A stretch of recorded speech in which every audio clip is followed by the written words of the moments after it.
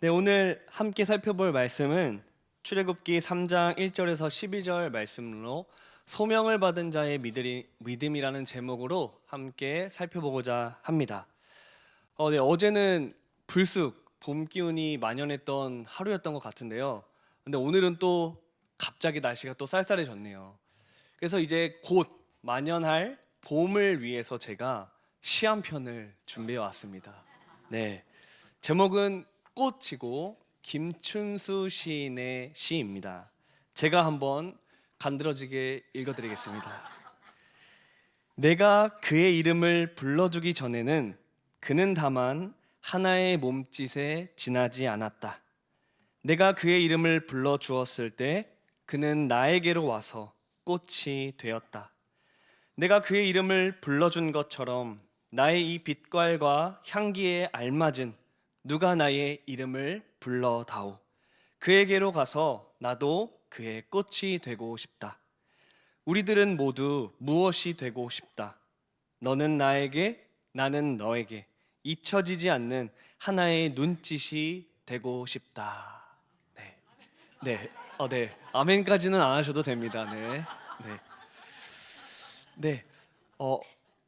제가 읽어드린 이 시를 읽으면서 우리는 모두 작은 몸짓에 불과했던 존재들이었습니다. 아무것도 바꿀 힘이 없는 작은 몸짓 말이죠. 그런데 시인은 누군가 나의 이름을 불러 주었을 때 우리는 의미 있는 존재가 된다고 말해줍니다.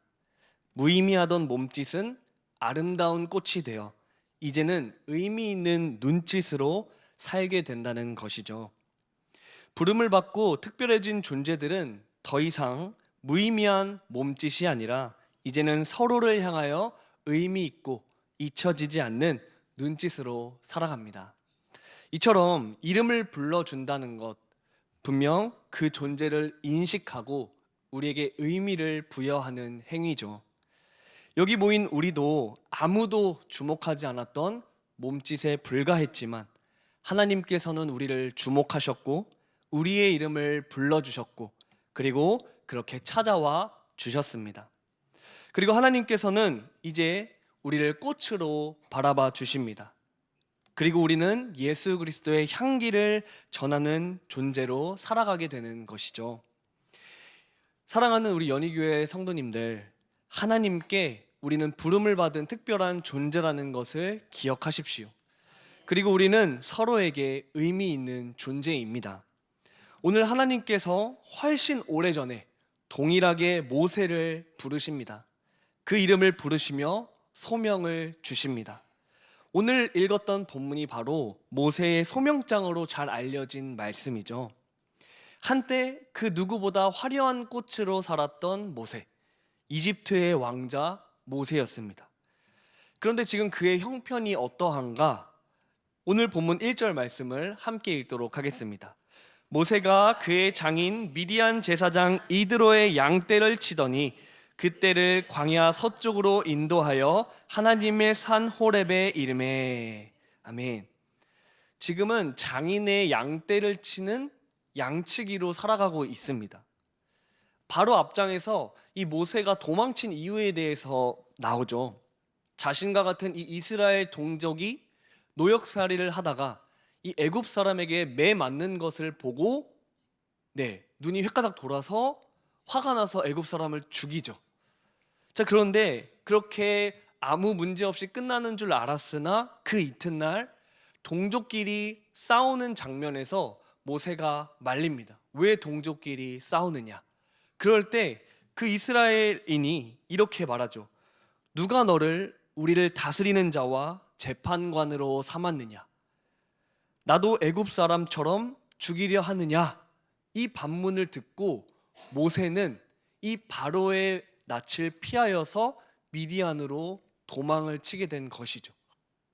두려움으로 도망을 쳤고 지금은 이제 이집트의 왕자가 아니라 그냥 광야에서 양을 치는 양치기로 살고 있습니다. 어디를 가나 꽃으로 주목받았던 모세는요, 이제는 양을 치는 작은 몸짓으로 살고 있다라는 것이었습니다. 그런데 이 소명장의 첫 절을 그냥 우리가 무심코 지나가서는 안 됩니다. 왜냐? 성경에서는요, 곳곳에 모세의 나이를 언급하고 있습니다. 사도행전 7장에서는요, 이 애굽 사람을 죽였을 때가 모세 나이 40세라고 말합니다. 40세. 그리고 바로 앞에 섰을 때, 하나님의 부르심을 받고 바로 앞에 서서 우리를 내보내달라고 말했을 때가 80세라고 합니다. 그렇다면 40세에서 80세, 약 40년 동안을 지금 양치기 생활을 했다라는 것이죠. 그러니까 이 짧은 한 구절 안에는요, 그냥 양치기가 되었다라는 것 이상의 40년이라는 세월이 배어 있습니다. 그러니까 우리가 결코 무심코 지나서는 안 될 긴 세월이 담겨 있는 것이죠. 그렇게 40년이란 동안 양을 쳤습니다. 그런데 오늘 보면 장인의 양을 치고 있다고 합니다. 40년 동안 자기의 재산은 하나도 없고, 자기가 이룬 것은 하나도 없고, 자기가 가진 것, 얻은 것이 하나도 없습니다. 이 모세의 삶은요, 40년 동안 헛짓을 한 것처럼 보이기까지 합니다. 그런데 그렇게 양치기의 40년 세월 가운데 하나님은 불쑥 찾아오십니다. 떨기나무의 불로 찾아오십니다. 오늘 본문 2절의 말씀을 함께 읽어보도록 하겠습니다. 여호와의 사자가 떨기나무 가운데로부터 나오는 불꽃 안에서 그에게 나타나시니. 아멘. 불은 구약 성경에서 보면 이 하나님의 임재의 상징 중에 가장 두드러지는 것 중에 하나가 바로 이 불입니다. 생각을 해보면 창세기 15장에 아브라함과 언약을 맺으실 때 그 쪼갠 고기 사이로 무엇이 지나가죠? 횃불. 그래서 우리가 일명 횃불 언약으로 불리죠. 이 불로써 언약을 아브라함과 맺으시고요, 또 출애굽기 광야 생활 속에서 불기둥과 또 불로써 임재하시는 하나님을 볼 수 있습니다. 그리고 에스겔 말씀에서는 또 불전차를 몰고 오는 하나님의 이 환상을 언급합니다. 또 신명기 4장에서는요, 직접적으로 불 가운데서 말씀하시는 하나님을 우리에게 말해주고 있습니다. 불로 임하시는 하나님. 이것을 통해 우리는 하나님께서는 결코 두루뭉술한 성격을 가지신 분이 아니다라는 것을 우리에게 명확하게 말해줍니다. 이래도 좋고 저래도 좋고, 그러니까 모든 것이 다 좋다라고 말씀하시는 분이 아니라 아주 엄격하게 거룩하신 분이라는 것을 우리에게 말해줍니다. 그렇다면 그러한 하나님께 부름을 받은 우리 또한 이 두루뭉술한 신앙생활을 결코 하지 말아야 할 것입니다. 하나님께 부름을 받은 자로서, 부름을 받은 성도로서, 그렇다면 우리는 어떠한 믿음을 가지고 우리가 받은 소명을 완수해야 하는지 함께 살펴보기를 원합니다. 첫 번째, 바로 평범함을 사랑할 수 있는 믿음입니다. 평범함을 사랑할 수 있는 믿음. 우리 오늘 본문 6절의 말씀을 함께 읽어보도록 하겠습니다. 또 이르시되 나는 내 조상의 하나님이니 아브라함의 하나님, 이삭의 하나님, 야곱의 하나님이라. 모세가 하나님 배웁기를 두려워하여 얼굴을 가리매. 아멘. 하나님께서는 그렇게 떨기나무의 불로 찾아오셔서 자신을 소개하십니다. 바로 나는 내 조상의 하나님이다. 내 조상의 하나님이다.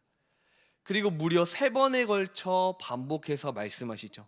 아브라함의 하나님, 이삭의 하나님, 야곱의 하나님.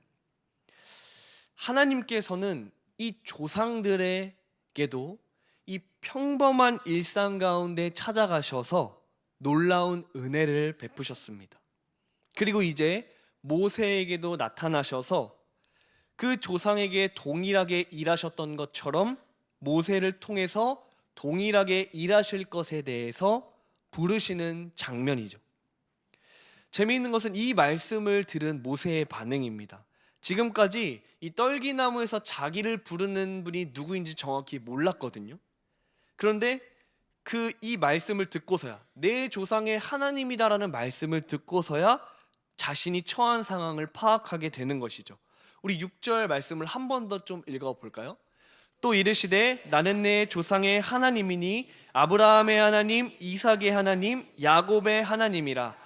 모세가 하나님 배웁기를 두려워하여 얼굴을 가리매. 네, 그제서야 하나님 배웁기를 두려워하며 얼굴을 가렸다라고 합니다. 이 모세의 평범한 일상이 아주 특별한 날이 된 것이죠. 이제는 그 귀로 듣기만 했던 하나님을요, 눈으로 직접 뵈게 된 것이죠. 그리고 그 거룩하심 앞에 모세는 두려워 떱니다. 보잘것없는 이 미디안의 양치기였던 모세는요, 이제는 하나님의 부름을 받고 이제 선택받은 지도자로서 출발선에 서게 된 것이죠. 아무리 평범한 일상일지라도, 이 미디안 양치기와 같이 별 볼 일 없는 삶일지라도 하나님이 임재하신다면 그 평범함은 아주 특별함으로 바뀌는, 특별함으로 뒤흔들어 놓으시는 하나님의 그 은혜가 모세에게 찾아온 것입니다. 하나님의 능력은 이처럼 모든 것을 뒤흔들고도 남습니다. 그러므로 이 40년 동안 모세가 양을 치며 생활했다면 우리 또한 우리의 이 평범한 일상을 사랑해야만 할 것입니다. 평범함 속에서 분명 하나님은 우리를 준비시키시기 때문입니다. 특별히 구약 성경에서는 이 양치기와 지도자가 아주 밀접한 관계가 있다는 것을 우리는 찾아볼 수 있는데요. 우리 시편 78편의 말씀을 우리 함께 읽어보도록 하겠습니다. 또 그 종 다윗을 택하시되 양의 우리에서 취하시며 젖 양을 지키는 중에서 저희를 이끄사 그 백성인 야곱 그 기업인 이스라엘을 기르게 하셨더니 이에 저가 그 마음의 성실함을 기르고 그 손의 견고함으로 지도하였더라. 아멘. 이스라엘에서 가장 존경받았던 다윗 왕도 이 양치기 생활을 겪었죠. 오늘 이 시편 말씀에 보면 그 다윗을 양의 우리에서 취하셨다라고 합니다. 그리고 양을 지키던 중에 그 기업인 이스라엘을 기르게 하셨다라고 하십니다. 그러므로 이 양을 치는 목자의 생활은요, 이 지도자의 수업 중에 하나로 보여지기까지 하죠. 그럼 이런 시각으로 본다면요, 이 모세의 그 아무것도 이룬 것 없는 40년이라는 양치기의 생활은 우리가 부정적으로만 바라볼 것은 아니라는 것입니다. 우리가 보기에 너무나 무의미한 시간처럼 보였습니다. 아무것도 얻은 것이 없고 자신의 재산이라고는 하나도 없습니다. 자, 그러나 이 모세에게도 40년이라는 이 광야 생활, 또 양치기 생활이 있었기에 이스라엘의 목자가 될 수 있었다라는 것이죠. 하나님이 사랑하시는 우리 연희교회 성도님들, 반복되고 지루한 일상처럼 보일지라도 우리는 우리의 이 일상을 사랑해야 합니다. 그리고 더 나아가 지극히 평범해 보이는 우리 자신을 사랑하며 살아가야겠습니다. 왜냐하면 이 모든 것이 우리에게 허락하신 하나님의 인생 수업이기 때문입니다. 그러므로 우리는 평범한 일상 속에서도 비범하신 하나님을 바라볼 수 있어야겠습니다. 나를 왜 이곳에 부르셨는가? 왜 나에게 없는 것을 얻게 하셨는가? 왜 내가 가진 것을 잃게 하셨는가? 우리는 끊임없이 묻고 나아가야 합니다. 나를 부르신 그 뜻을 이해하고 노력해야만 합니다. 우리가 진정 하나님을 기억하고 하나님의 뜻을 따르고자 한다면 우리에게 무의미한 시간과 장소는 결코 없습니다. 그러므로 우리의 반복되고 평범한 일상도 사랑하시는 우리 연희교회 성도님들이 되시기를 축복합니다. 아멘. 둘째입니다. 우리에게 소명을 이루기 위해 어떠한 믿음이 필요한가? 바로 하나님께서 반드시 함께 하신다는 믿음입니다. 반드시 함께 하신다는 믿음.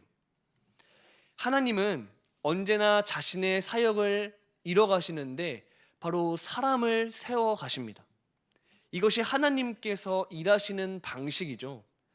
오늘 본문 8절에서 10절의 말씀을 우리 함께 읽어보도록 하겠습니다.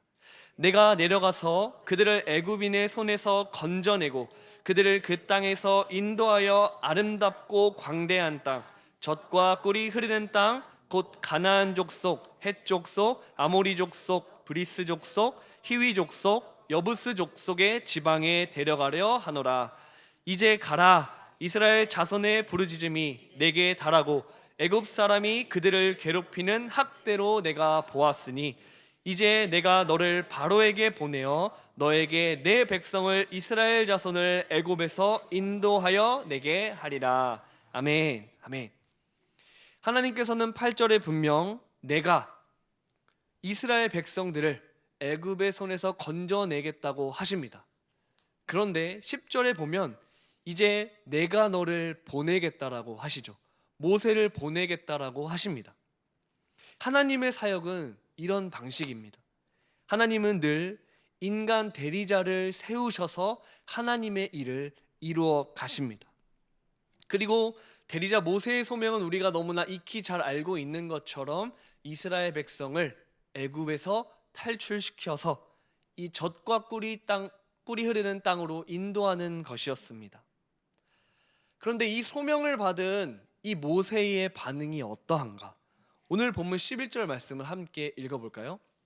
모세가 하나님께 아뢰되 내가 누구이기에 바로에게 가며 이스라엘 자손을 애굽에서 인도하여 내리이까. 아멘. 이스라엘의 민족의 지도자로 내가 너를 세우겠다라는 그 부르심 앞에 모세의 대답은 내가 누구이기에, 내가 누구이기에였습니다.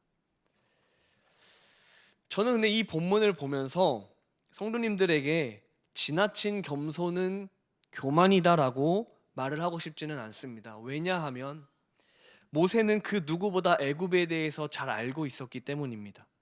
애굽의 왕자로서 그 큰 궁궐에 거하면서 그 애굽의 강한 병거와 마병을 보면서 애굽은 아주 큰 강대국이라는 것을 누구보다 잘 알았습니다. 자, 그런데 그 노예들을 애굽에서 탈출시킨다? 내가 누구이기에라는 대답은 결코 지나친 겸손이 아니라 정말 할 수 없는 일이죠. 사실 우리는 내 일이 아니고 남의 일이기에 모세의 부르심이니까 하나님께서 부르시면 순종해야지 라고 생각이 들 수도 있습니다. 자, 그런데 한낱 양치기가 한 민족을 그것도 강대국에서 인도해낸다?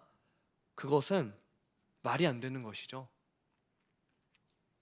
그리고 이러한 모세의 대답은요, 사실 우리의 삶에서도 무수히 벌어집니다. 하나님, 나는 못합니다. 하나님, 그건 내 할 일이 아닙니다 라고 말이죠. 우리 가까이 이 연희교회 안에서 신앙생활을 하고 있는데 아주 많은 콜링들이 있으실 거라 생각이 됩니다. 우리도 이와 같이 반응하고 있지는 않은가? 하나님께서 나를 부르실 때 하나님, 그건 내가 할 일이 아닙니다. 나는 못합니다. 그건 할 수 있는 일이 아닙니다. 실제로 정말 못하는 일일 수 있습니다. 무조건 다 할 수 있다라는 것을 말씀드리고 싶은 것이 아니라요, 아주 많은 경우에 우리는 스스로 자격이 없다라고 판단을 합니다. 그러기가 너무 쉽습니다. 그런데 자격이 스스로 없다고 판단을 내린 모세에게 하나님은 지금 이렇게 말씀을 하십니다. 오늘 본문 12절 말씀입니다. 하나님이 이르시되 내가 반드시 너와 함께 있으리라.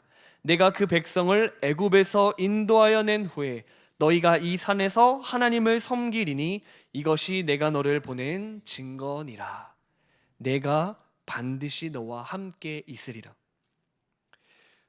내가 누구이기에? 라는 이 질문에 하나님의 대답은요, 좀 엉뚱하죠. 내가 반드시 너와 함께 있을 것이다.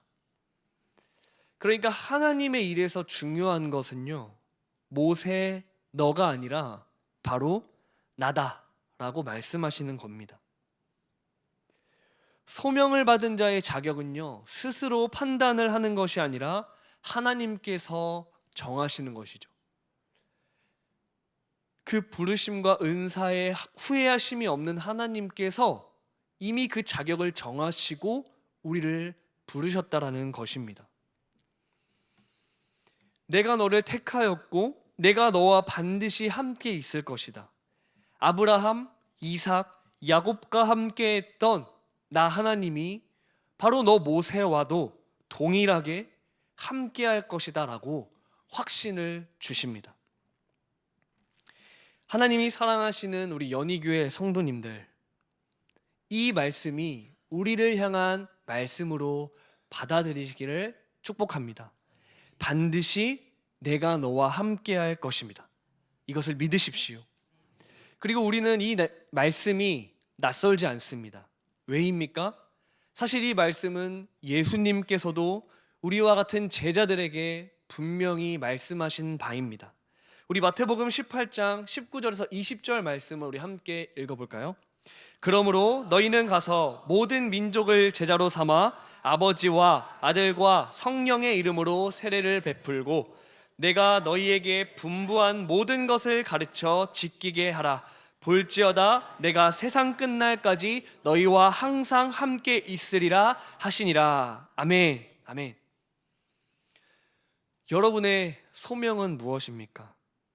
하나님께서 주신 소명은 무엇입니까? 아직 나의 소명을 발견하지 못하실 수도 있고 아직 모세와 같이 40년이라는 양치기 세월을 보내고 있는 중인지도 모르겠습니다.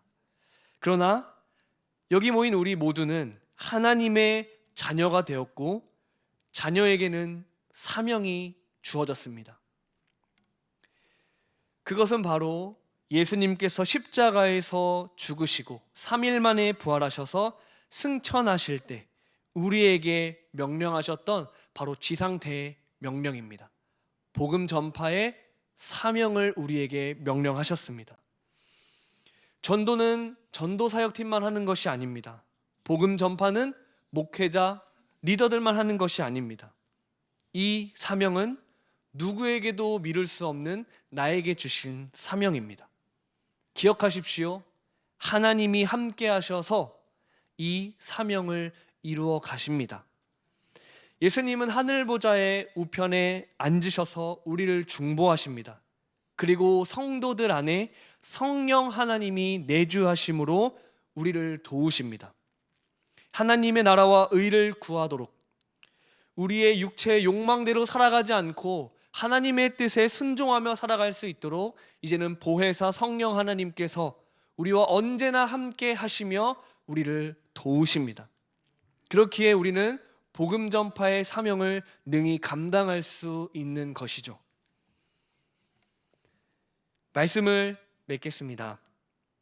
하나님의 은혜로 구원받은 우리의 삶에는 언제나 흥분되는 일로 가득할 것만 같았습니다.